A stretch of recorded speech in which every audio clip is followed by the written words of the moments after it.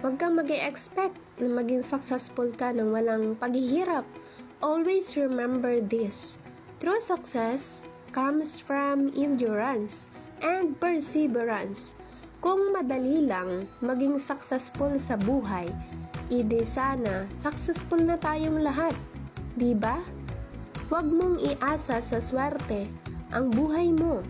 Invent opportunity and embrace your failures. Maraming tao ang hihila sa'yo pababa. Pero huwag kang magpapahila sa kanila. Huwag kang makinig sa mga taong toxic. Oo, mapapagod ka sa iyong paglalakbay, dadaanan mo ang mahihirap na sitwasyon, darating ka sa punto na mawawalan ka na ng ganang gawin ang passion mo at mabibigo ka. Ang punto ka lang, the next time you failed something, congratulate yourself. It is an achievement. You're one step close to your actual success. Marami kang matututunan sa mga kabiguan mo. Along the way, you learn a lot about yourself and you learn a lot about what makes you happy.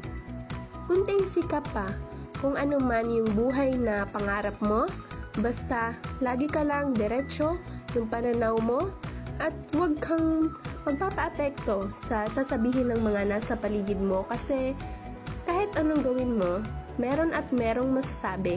Bumaba ka sa buhay, sasabihin nila naging pabaya ka.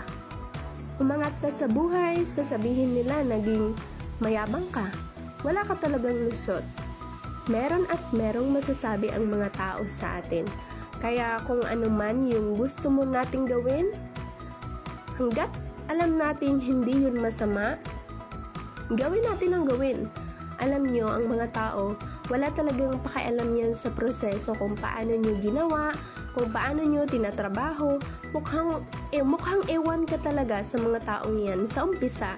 Dahil gusto lang naman nilang makita yung finished product. Kung ano ba yung narating mo dyan.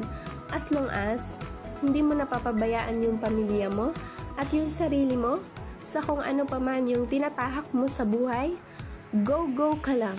Banat lang.